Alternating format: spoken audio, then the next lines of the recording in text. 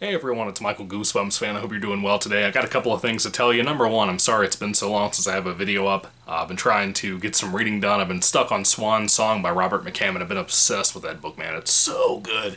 Not a Goosebumps type of thing, not a middle grade book, but man, it's absolutely amazing. I'm also trying to keep my voice down lower because it's past our noise, whatever it is, the limit of time at nighttime that you're allowed to be loud and stuff. I don't want to wake up my neighbor, and I don't want to wake up my wife in the next room.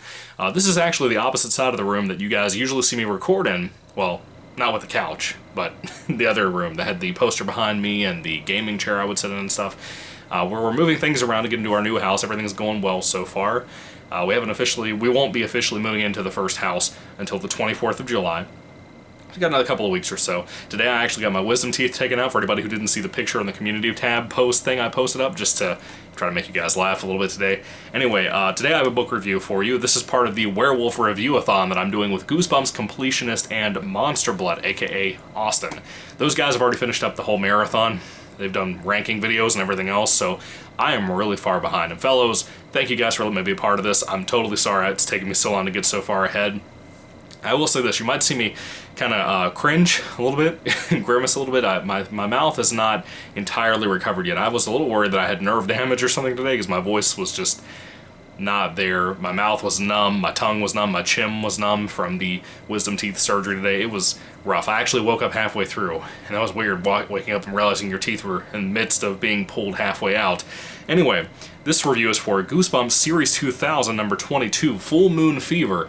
I want to say up front, this is not really a werewolf book, and it's still going to be in my review-a-thon ranking whenever I do the werewolf reviews or ranks for the books from worst to best.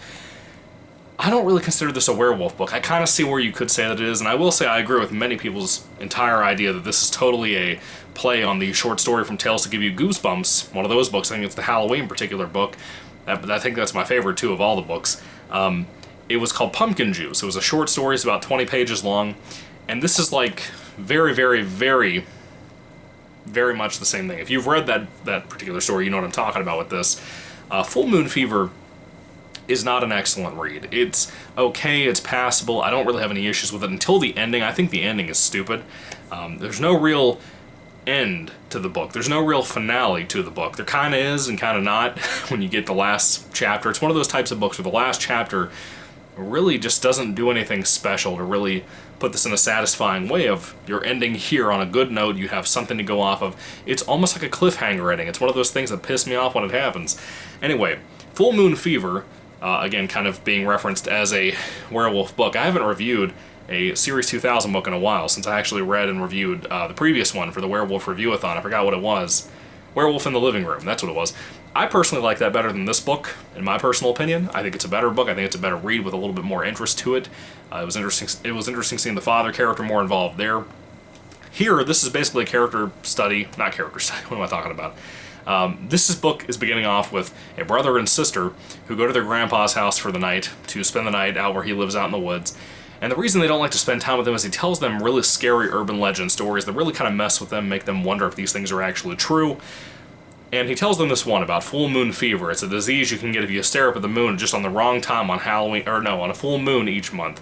If you look up at this thing at just the right time when it's the highest at its peak up in the sky or something like that, you can turn into this horrible beast. He doesn't say werewolf, he says beast. As in, not this thing. It's kind of like a furry thing, kind of like that, but not a werewolf. It's just a thing, like a monster. You know, anybody here that hears a person turning into a monster on a full moon, most of us would think werewolf because of the Lon Chaney Jr. film and all that stuff. I think most of us would be thinking it's a werewolf story. It's not that.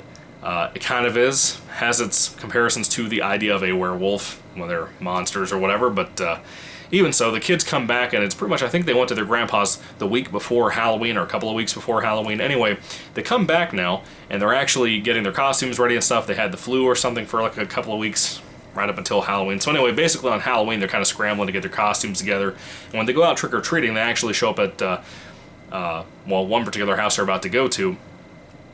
Have a little bit of an interesting run-in with this particular lady, but they also happen to look up at the sky on a full moon. And they may or may not catch full moon fever, which may or may not turn them into some kind of werewolf type of beast. And as it does that, they essentially are trying to deal with that situation. That's in the first 20 pages of the book. There's a lot of stuff happens in the first 20 pages of the book, and from that point on, it just kind of develops more and more into a small-scale adventure. You know, it was fun.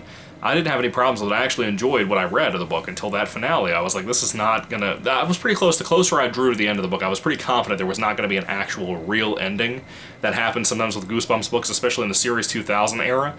Return to Horrorland is a great example of that. It just really builds. I like that book overall. And then you get to that final chapter and it's just like a cliffhanger ending. We never picked back up on what happened there.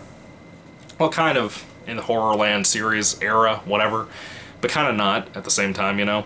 Anyway, I don't really have a lot to say about Full Moon Fever. It's not one of my favorites at all. It's not one of my favorites of Series 2000. It was just a passable, decent book.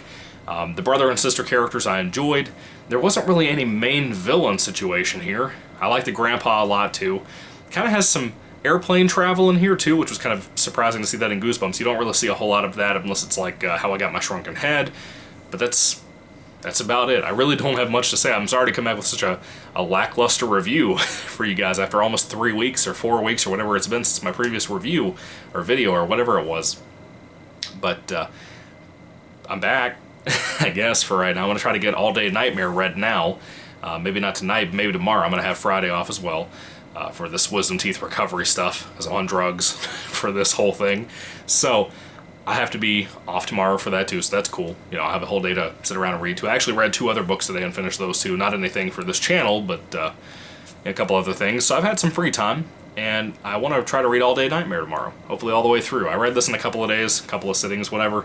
I read about 80 pages of it today, try to burn through it. It wasn't too bad. It was okay. It was okay, that's all it was. The ending was not good. Anyway, what are your thoughts on Goosebumps Series 2000, book number 22, Full Moon Fever? Did you guys hate this? Did you love it? What'd you think about it? Was it just okay? Am I crazy about feeling that way? I'm very curious to see what Austin and Completionist, excuse me, had to say about this book. I haven't watched the reviews yet as far as I remember. It's been a while since they posted theirs versus me posting mine now for you guys, but I'm kind of curious what they thought about this book too. Yeah. It is what it is. What do you guys think about the book? Put your thoughts and comments down below. I would love to hear what you have to say about it. Thank you for being patient with me about trying to get reviews out and stuff in the midst of this whole move, man. I've been packing the same room for like 3 weeks now. I'm serious because of how drastic my schedule's been, trying to balance out things with my grandfather and his back injury and stuff. He's getting better, thank God. So things are working out piece by piece. We're moving in a couple of weeks. It has been hectic. So I'm going to try to keep up with getting some more reviews out for you guys now that I've had a break and reading some adult fiction like Swan Song. Once again, if you haven't read Swan Song, best post-apocalyptic story ever written. You should totally check that out and read it. Anyway, when it comes to Full Moon Fever, if I had to rate this book on a 5-star basis, I would give it about a 3 out of 5 stars. It's a very weak 3 out of 5 stars. It's not a very confident or encouraging, recommendable type of 3 out of 5. It's a 3 out of 5. That's really all I have to say about it. It's just not one of my favorites.